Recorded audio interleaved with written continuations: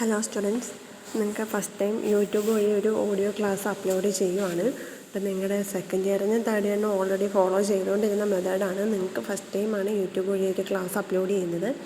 അപ്പോൾ ഇത്രയും ദിവസം ലൈവ് ക്ലാസ് കേട്ടിട്ട് യൂട്യൂബ് ക്ലാസ് ആയി കഴിയുമ്പോഴത്തേനും ബുദ്ധിമുട്ടൊന്നും ഫീൽ ചെയ്യേണ്ട ആവശ്യമില്ല. നിങ്ങൾക്ക് എന്ത് ഡൗട്ട് ഉണ്ടെങ്കിലും ചോദിക്കാവുന്നതാണ്. എന്തെങ്കിലും ഉണ്ടെങ്കിൽ ടീച്ചേഴ്സിനോട് നേരിട്ട് ചോദിച്ചാൽ മതി. അപ്പോൾ നമ്മൾ ക്ലാസ് തുടങ്ങുവാണ്. Page number 98 transfer and transmission of security section 56 ആണ് നമ്മൾ പഠിക്കാനായിട്ട് പോകുന്നത്. Transfer of shares refers to the voluntary act of legal person whereby the title of a property is shifted from one person to another. അത് നിങ്ങൾ അത്ര sentence ഒന്ന് mark ചെയ്ത് തന്നെ. ട്രാൻസ്ഫർ ഓഫ് ഷെയർ എന്ന് പറഞ്ഞിട്ടുണ്ടെങ്കിൽ voluntary act of legal person whereby the title of the properties is shifted from one person to another. Title of the property എന്ന് പറഞ്ഞിട്ടുണ്ടെങ്കിൽ ഓണർഷിപ്പ് ഓഫ് ദ പ്രോപ്പർട്ടി എന്നാണ്. അതായത് ഒരു വസ്തുവിൻ്റെ ഓണർഷിപ്പ് എന്ന് പറയുന്ന ഒരു വ്യക്തിയിൽ നിന്നും മറ്റൊരു വ്യക്തിയിലേക്ക് വോളണ്ടറി ആയിട്ട്, അതായത് സ്വമേധയാ ലീഗൽ പേഴ്സൺസ് ട്രാൻസ്ഫർ ചെയ്ത് കൊടുക്കുന്നതിനെയാണ് ട്രാൻസ്ഫർ ഓഫ് ഷെയർസ് എന്ന് വിളിക്കുന്നത്. ഷെയർസ് എന്ന് പറയുന്ന ഒരു മൂവബിൾ പ്രോപ്പർട്ടിയാണ്. അപ്പോൾ അതുകൊണ്ട് തന്നെ കമ്പനിയുടെ ആർട്ടിക്കിൾസിലും കമ്പനീസ് ആക്റ്റിലൊക്കെ പറഞ്ഞിരിക്കുന്ന ആ ഒരു മാനറിൽ വേണം അത് നമ്മൾ ട്രാൻസ്ഫർ ചെയ്യാനായിട്ട്. ഇമ്മൂവബിൾ പ്രോപ്പർട്ടീസ് എന്ന് പറഞ്ഞാൽ നിങ്ങൾക്കറിയാമല്ലോ, ബിൽഡിങ്, ഫാക്ടറി അങ്ങനെയുള്ളതൊക്കെ ഇമ്മൂവബിളാണ്. പക്ഷേ ഷെയർ എന്ന് പറയുന്നത് മൂവബിളാണ്. അപ്പോൾ ആർട്ടിക്കിൾസും കമ്പനീസ് ആക്റ്റിൻ്റെയൊക്കെ ഇതിൽ പറഞ്ഞിരിക്കുന്ന അതേ ഫോർമാറ്റിൽ വേണം, അല്ലെങ്കിൽ അതേ മാനറിൽ വേണം ഷെയർ ട്രാൻസ്ഫർ ചെയ്യാനായിട്ട്. ഷെയർ ട്രാൻസ്ഫർ ചെയ്യുന്നതുമായിട്ട് ബന്ധപ്പെട്ട് കമ്പനീസ് ആക്റ്റിൽ പറഞ്ഞിരിക്കുന്ന പ്രൊവിഷൻസാണ് താഴേക്ക് പോയിൻ്റ് ഔട്ട് ചെയ്തിരിക്കുന്നത്. അതിൽ first one, according to section 56 a company shall not register a transfer unless the following documents are produced before it. അതായത് കമ്പനീസ് ആക്ടിൻ്റെ സെക്ഷൻ 56 പ്രകാരം ഒരു ട്രാൻസ്ഫർ നടക്കുന്ന സമയത്ത് താഴെ പറഞ്ഞിരിക്കുന്ന ഡോക്യുമെൻറ്റുകൾ സബ്മിറ്റ് ചെയ്തിട്ടില്ലാത്ത പക്ഷം ആ ഒരു ട്രാൻസ്ഫർ രജിസ്റ്റർ ചെയ്യാനായിട്ട് പാടില്ല എന്നാണ്. അതായത് താഴെ പറഞ്ഞിരിക്കുന്ന ഡോക്യുമെൻറ്റ് സബ്മിറ്റ് ചെയ്തിട്ടുണ്ടെങ്കിൽ ആ ട്രാൻസ്ഫറിനെ രജിസ്റ്റർ ചെയ്യാനായിട്ട് സാധിക്കുകയുള്ളൂ. അതിൽ ഫസ്റ്റ് ഡോക്യുമെൻ്റാണ് ഇൻസ്ട്രുമെൻറ്റ് ഓഫ് ട്രാൻസ്ഫർ, അല്ലെങ്കിൽ ട്രാൻസ്ഫർ ഡീഡ് എന്ന് പറയുന്നത്. The transfer deed is the instrument which should be duly stamped and executed by the transferor and the transferee. Transferor and the transferee എന്ന് പറഞ്ഞിട്ടുണ്ടെങ്കിൽ ആ ഷെയർ കൊടുക്കുന്ന ആളും വാങ്ങുന്ന ആളുമാണ്. ആ കൊടുക്കുന്ന ആളും വാങ്ങുന്ന ആളും സൈൻ ചെയ്ത് സ്റ്റാമ്പ് ചെയ്ത ഡോക്യുമെൻ്റ് ആയിരിക്കണം. സൈൻ ചെയ്ത അങ്ങനെയുള്ള ആ ഒരു ഇൻസ്ട്രുമെൻറ്റിനെയാണ് നമ്മൾ ട്രാൻസ്ഫർ ഡീഡ് എന്ന് പറയുന്നത്. ഷെയർ കൈമാറ്റം ചെയ്യുന്ന രണ്ട് വ്യക്തികൾ സ്റ്റാമ്പ് ചെയ്ത് എക്സിക്യൂട്ട് ചെയ്ത ആ ഒരു ഇൻസ്ട്രുമെൻ്റാണ് ട്രാൻസ്ഫർ ഡീഡ്, അല്ലെങ്കിൽ ഇൻസ്ട്രുമെൻറ്റ് ഓഫ് ട്രാൻസ്ഫർ എന്ന് പറയുന്നത്. അപ്പോൾ ആ ഒരു ഡീഡിൻ്റെ അകത്ത്, അല്ലെങ്കിൽ ആ ഒരു ഡോക്യുമെൻറ്റിൻ്റെ അകത്ത് പേര്, അഡ്രസ്സ്, ഒക്യുപ്പേഷൻ അങ്ങനെയുള്ള കാര്യങ്ങളെല്ലാം ട്രാൻസ്ഫറുടെയും ട്രാൻസ്ഫറുടെയും രണ്ടാൾക്കാരുടെ ഈ പറഞ്ഞ എല്ലാ ഡീറ്റെയിൽസും അതിൻ്റെ അകത്ത് കാണിച്ചിട്ടുണ്ടായിരിക്കും. രണ്ടാമത്തെ ഡോക്യുമെൻ്റാണ് ഷെയർ സർട്ടിഫിക്കറ്റ്. ഷെയർ സർട്ടിഫിക്കറ്റ് എന്ന് പറഞ്ഞിട്ടുണ്ടെങ്കിൽ ഷെയറുമായിട്ട് റിലേറ്റ് ചെയ്തിട്ടുള്ള ഒരു ഡോക്യുമെൻ്റാണ്.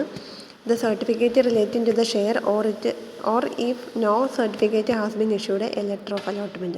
അപ്പോൾ ഷെയർ സർട്ടിഫിക്കറ്റ് ഉണ്ടെങ്കിൽ അത് വേണം. അതായത് ഷെയറിൻ്റെ ഓണർഷിപ്പ് കാണിക്കുന്ന ഒരു സർട്ടിഫിക്കറ്റാണ്. അപ്പോൾ ആ സർട്ടിഫിക്കറ്റ് ഉണ്ടെങ്കിൽ അത് വേണം കാണിക്കാനായിട്ട്. അതല്ല എന്നുണ്ടെങ്കിൽ, ഇപ്പോൾ അങ്ങനൊരു സർട്ടിഫിക്കറ്റ് ഇല്ല എന്നുണ്ടെങ്കിൽ ലെറ്റർ ഓഫ് അലോട്ട്മെൻറ്റ് കൊടുത്താലും മതി. അപ്പോൾ ഈ രണ്ട് ഡോക്യുമെൻറ്റുകൾ സബ്മിറ്റ് ചെയ്തിട്ടില്ലാത്ത പക്ഷം ഷെയർ ട്രാൻസ്ഫർ രജിസ്റ്റർ ചെയ്യാനായിട്ട് പാടില്ല എന്നാണ്. ഇനി അടുത്ത സെക്കൻഡ് വൺ നോക്കുക. The application for transfer along with the above said document shall be given to the company within a period of 60 days from the date of execution. Execution എന്ന് പറഞ്ഞാൽ നടപ്പാക്കുകയാണ്. അപ്പോൾ ഇവർ ഈ ഒരു ട്രാൻസാക്ഷൻ അല്ലെങ്കിൽ ഈ ഒരു ഇടപാട് നടപ്പിലാക്കി 60 ദിവസത്തിനുള്ളിൽ ഒരു ആപ്ലിക്കേഷൻ കമ്പനിയിൽ സബ്മിറ്റ് ചെയ്തിട്ടുണ്ടായിരിക്കണം. ആപ്ലിക്കേഷനും ആ കൂടെ തന്നെ മുകളിൽ പറഞ്ഞ രണ്ട് ഡോക്യുമെൻറ്റുകളും ഉൾപ്പെടെ വേണം കമ്പനിയിൽ സബ്മിറ്റ് ചെയ്യാനായിട്ട്. 60 ദിവസത്തിനുള്ളിൽ സബ്മിറ്റ് ചെയ്യാം.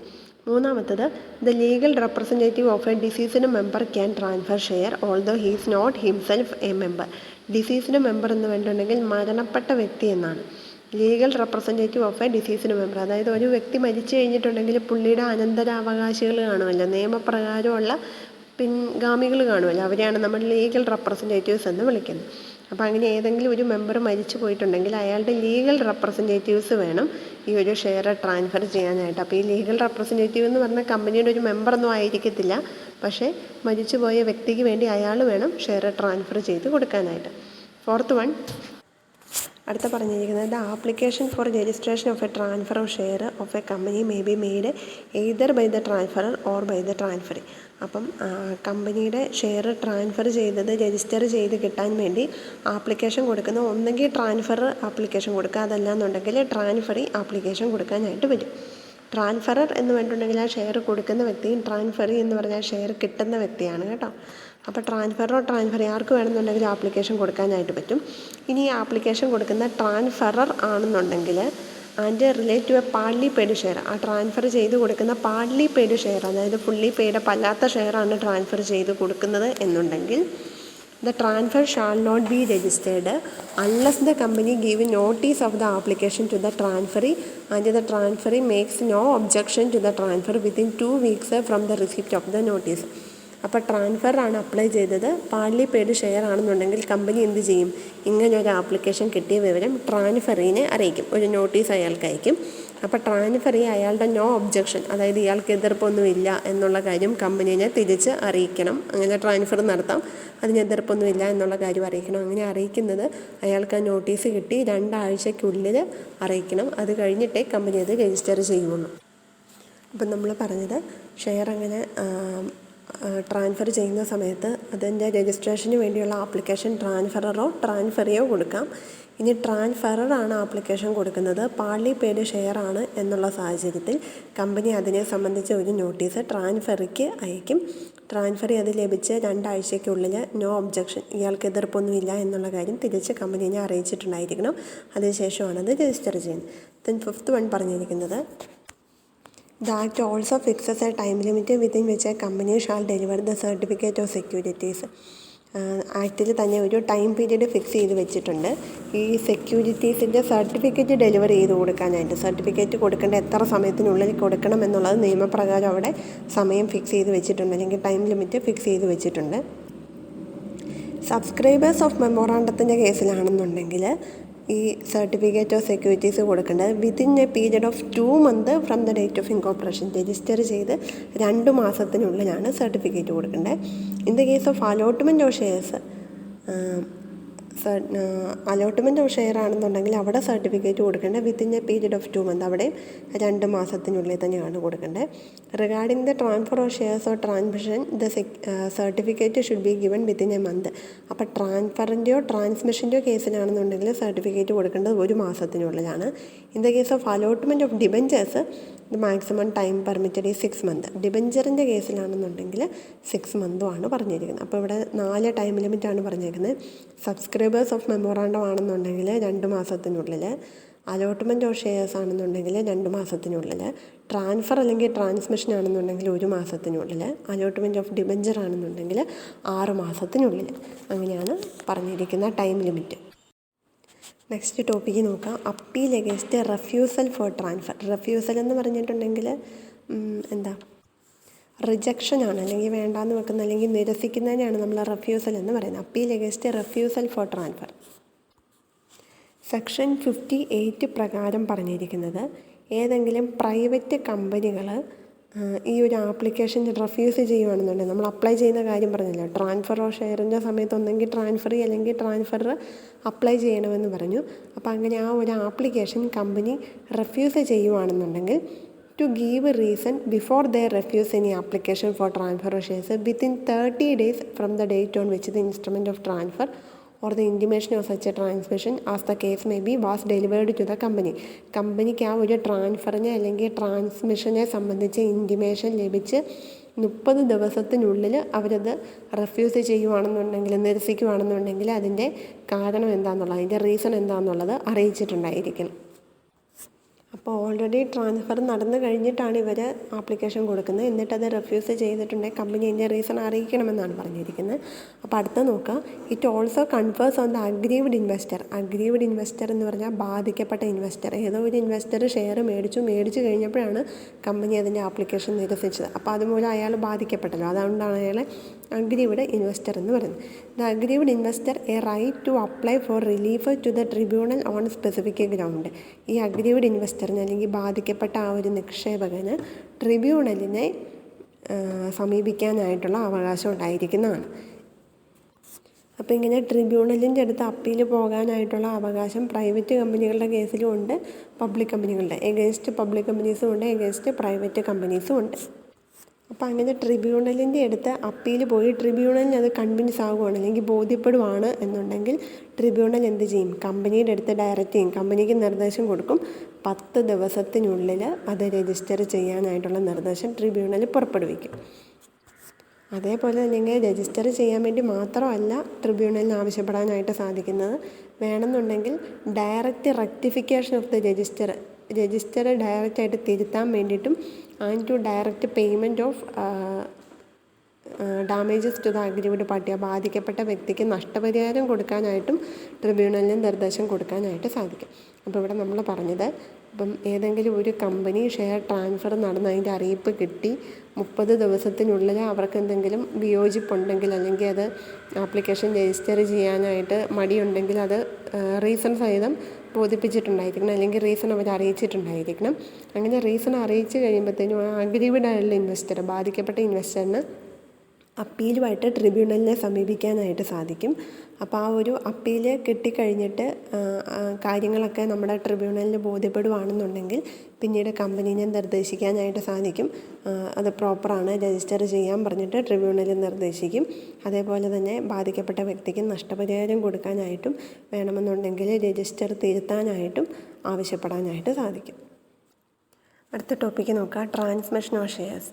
When a right over a property is transferred by operation of law, it is termed as transmission. അപ്പം നിയമം മൂലമാണ് ഒരു ഓണർഷിപ്പ് മറ്റൊരു വ്യക്തിയിലേക്ക് കൈമാറ്റം ചെയ്യുന്നതെന്നുണ്ടെങ്കിൽ, അല്ലെങ്കിൽ ഒരു വസ്തുവിൻ്റെ മേലുള്ള അവകാശം മറ്റൊരു വ്യക്തിയിലേക്ക് ട്രാൻസ്ഫർ ചെയ്യുന്നതെന്നുണ്ടെങ്കിൽ അതിനെയാണ് നമ്മൾ ട്രാൻസ്മിഷൻ എന്ന് വിളിക്കുന്നത്. Transmission of shares occurs in case of death, lunacy or insolvency of a member. സാധാരണ ഈ ഒരു ട്രാൻസ്മിഷൻ നടക്കുന്നത്, അതായത് നിയമപ്രകാരം അങ്ങനെ നടക്കുന്നത്, ഏതെങ്കിലും വ്യക്തികൾ മരിച്ചു പോകുന്ന സമയത്ത്, അല്ലെങ്കിൽ ലുനസി എന്ന് പറഞ്ഞിട്ടുണ്ടെങ്കിൽ മെൻ്റലായി പോകുന്നതാണ്, ഇൻസോൾവൻസി എന്ന് പറഞ്ഞിട്ടുണ്ടെങ്കിൽ പാപ്പരായിട്ട് പോകുന്നു. അപ്പോൾ ഇങ്ങനെയുള്ള സാഹചര്യങ്ങളിലൊക്കെയാണ് സാധാരണ ട്രാൻസ്മിഷൻ നടക്കുന്നത്. അപ്പോൾ നമുക്കറിയാലോ, ഒരു വ്യക്തി മരിച്ചു കഴിഞ്ഞാൽ പിന്നെ അയാളുടെ പേരിലുള്ള വസ്തുവകകളെല്ലാം അയാളുടെ ലീഗൽ റെപ്രസെൻറ്റേറ്റീവ്സിനുള്ളതാണ്, അത് നിയമപ്രകാരം പോകുന്നതാണ്. അപ്പോൾ അങ്ങനെയുള്ള ട്രാൻസ്ഫറുകളാണ് ട്രാൻസ്മിഷൻ എന്ന് വിളിക്കുന്നത്. The right of the title holder എന്ന് പറഞ്ഞാൽ ഇത്രയും നാളും അതിൻ്റെ ഓണർഷിപ്പ് കൈവശം വെച്ചുകൊണ്ടിരുന്ന വ്യക്തിയാണ്. Gets shifted to the legal representative or official assignee without any transfer deed. അപ്പോൾ ഇത്രയും നാളും കൈവശം വെച്ചുകൊണ്ടിരുന്ന ആളുടെ കയ്യിൽ നിന്ന് അയാളുടെ ലീഗൽ റെപ്രസെൻറ്റേറ്റീവിൻ്റെ അല്ലെങ്കിൽ അസൈനിയുടെ കയ്യിലേക്ക് ഒരു ട്രാൻസ്ഫർ ഡീഡ് പോലും ആവശ്യമില്ല, വെറുതെ അത് ട്രാൻസ്ഫർ ചെയ്ത് കൊടുക്കും, നിയമപ്രകാരം ട്രാൻസ്ഫർ ചെയ്ത് കൊടുക്കും. ഈ അസൈനി എന്നവിടെ പറഞ്ഞിരിക്കുന്നത് ഇൻസോൾവൻസിൻ്റെ കേസിൽ വരുന്നതാണ്. നിങ്ങൾക്കറിയാലോ, പാപ്പരായി പോകുന്നതാണ് ഇൻസോൾവൻ്റ് എന്ന് പറയുന്നത്. ഒരു വ്യക്തിനെ പാപ്പരായിട്ട് പ്രഖ്യാപിക്കുന്നത് കോടതിയാണ്. അപ്പോൾ കോടതി ഒരു വ്യക്തിനെ പാപ്പരായിട്ട് പ്രഖ്യാപിച്ചിട്ടുണ്ടെങ്കിൽ പിന്നീട് അയാളുടെ സ്വത്തുവകകളെല്ലാം അസൈനി, അതായത് കോടതി ഏൽപ്പിക്കുന്ന ഒരു വ്യക്തിയാണ് അസൈനി, അല്ലെങ്കിൽ ഒരു ഒഫീഷ്യലാണ് അസൈനി എന്ന് പറയുന്നത്. ആ അസൈനി ഏറ്റെടുത്തിട്ട് പിന്നീട് അതിൻ്റെ നോക്കി നടപ്പ്, അത് വിൽക്കുന്നത്, കടം വീട്ടുന്നത്, അതെല്ലാം ചെയ്യുന്നത് ആരാ? അസൈനിയാണ്. അപ്പോൾ ഇൻസോൾവൻസി വരുന്ന കേസിലാണ് അസൈനി വരുന്നത്. അപ്പോൾ അങ്ങനെ ലീഗൽ റെപ്രസെൻറ്റേറ്റീവിൻ്റെ കയ്യിലേക്കോ അല്ലെങ്കിൽ അസൈനിയുടെ കയ്യിലേക്കോ ട്രാൻസ്ഫർ ഡീഡ് ഒന്നും ഇല്ലാതെ തന്നെ ഓണർഷിപ്പ് ട്രാൻസ്ഫർ ചെയ്യുന്നതാണ്. The person to whom the right are vested should apply to the company for transfer of shares in his name. അപ്പോൾ ഇത് കിട്ടിയ വ്യക്തി ആരാണോ, ഈ അവകാശം ആർക്കാണോ ലഭിച്ചത്, അയാൾക്ക് പിന്നീട് കമ്പനിയുടെ അടുത്ത് അപ്ലൈ ചെയ്യാനായിട്ട് സാധിക്കും. എന്തിനാണ്? ഈ ഷെയറുകൾ തൻ്റെ പേരിലേക്ക് ട്രാൻസ്മിറ്റ് ചെയ്ത് തരാൻ വേണ്ടി അപ്ലൈ ചെയ്യാനായിട്ട് സാധിക്കും. In the case of lapse on the part of the company to honour the right of the person to whom the shares are vested, he has got the right to seek remedies before the tribunal against the company. അപ്പോൾ ഇയാൾ കമ്പനിയുടെ അടുത്ത് apply ചെയ്തു, എൻ്റെ പേരിലേക്ക് ഇത് മാറ്റിത്തരിക എന്ന് പറഞ്ഞിട്ട് കമ്പനിയുടെ അടുത്ത് അപ്ലൈ ചെയ്തിട്ട് കമ്പനി അത് ഗൗനിച്ചില്ല, അല്ലെങ്കിൽ കമ്പനി അതിന് ഇമ്പോർട്ടൻസ് കൊടുത്തില്ല എന്നുണ്ടെങ്കിൽ അയാൾക്ക് ട്രിബ്യൂണലിനെ സമീപിക്കാനായിട്ട് സാധിക്കും. These right are similar to the right of a transfer of shares. അപ്പോൾ ഒരു ട്രാൻസ്ഫറിക്ക് കിട്ടുന്ന എല്ലാ അവകാശങ്ങളും ഇവിടെ ട്രാൻസ്മിഷൻ കിട്ടുന്ന ലീഗൽ റെപ്രസെൻറ്റേറ്റീവ്സിനും ഉണ്ടായിരിക്കുന്നതാണ്. അടുത്ത ഹെഡിങ് നോക്കുക, punishment four personation of share holder, section 57. പേഴ്സണേറ്റ് ചെയ്യുക എന്ന് പറഞ്ഞിട്ടുണ്ടെങ്കിൽ ആൾമാറാട്ടം നടത്തുക, അല്ലെങ്കിൽ മറ്റൊരാളിലായിട്ട് അഭിനയിക്കുക എന്നൊക്കെ പറഞ്ഞാണ് പേഴ്സണേറ്റ് ചെയ്യുക എന്ന് പറയുന്നത്. Personate means to assume the identity of another person with intent to deceive. അതായത് വഞ്ചിക്കുക എന്നുള്ള ഉദ്ദേശത്തോടു കൂടി മറ്റൊരു വ്യക്തിയുടെ ഐഡൻറ്റിറ്റി ഭാവിക്കുക, അല്ലെങ്കിൽ മറ്റൊരു വ്യക്തിയായിട്ട് മാറുക, അല്ലെങ്കിൽ ആൾമാറാട്ടം നടത്തുക, ഇതിനൊക്കെയാണ് നമ്മൾ പേഴ്സണായിട്ട് ചെയ്യുക എന്ന് പറയുന്നത്. ഇതെല്ലാം വഞ്ചിക്കുക എന്നുള്ള ഉദ്ദേശത്തോടു കൂടി ചെയ്യുന്നതാണ്. If any person with the intention to deceive assume the identity of the owner of any security or interest in a company or of any share, warrant or coupon and thereby obtain or attempt to obtain any such a security or interest or any such a share, warrant or coupon or receive or attempt to receive any money due to any such owner, he shall be punishable with imprisonment for a term which shall not be less than 1 year but which may extend to 3 years, and with a fine which shall not be less than 1 lakh rupees but which may extend to 5 lakh rupees. ഒറ്റ sentence ആയിട്ടാണ് ഒരു paragraph full തന്നിരിക്കുന്നത്. അപ്പോൾ ഇതിനകത്ത് നിങ്ങൾ mark ചെയ്യേണ്ട first sentence mark ചെയ്യണം. പാഴ്സണായിട്ട് എന്ന് പറഞ്ഞാൽ എന്താണെന്നുള്ളത് മാർക്ക് ചെയ്യാം. അത് കഴിഞ്ഞിട്ട് പിന്നെ പറഞ്ഞിരിക്കുന്ന ഇത്രയേ ഉള്ളൂ. ഞാൻ ചുരുക്കി പറയാം. നമ്മളിവിടെ പറഞ്ഞല്ലോ ആൾമാറാട്ടം നടത്തുകയെന്ന് പറഞ്ഞു. ഈ ആൾമാറാട്ടം നടത്തുന്നത് ഒന്നുകിൽ ഷെയറിൻ്റെ ഓണറാണ്, അല്ലെങ്കിൽ കമ്പനിയിൽ ഇൻട്രസ്റ്റ് ഉള്ള വ്യക്തിയാണ്, അല്ലെങ്കിൽ കമ്പനിയുടെ ഷെയർ വാറണ്ടോ കമ്പനിയുടെ കൂപ്പണോ കൈവശം വെച്ചിരിക്കുന്ന വ്യക്തിയാണ്.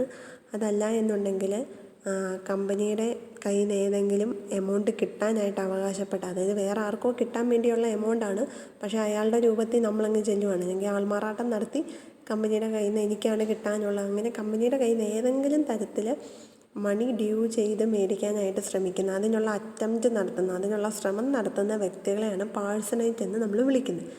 അപ്പം ഇവർക്കുള്ള പണിഷ്മെൻ്റാണ് താഴെ പറഞ്ഞിരിക്കുന്നത്. അത് നിങ്ങൾ മാർക്ക് ചെയ്യണം.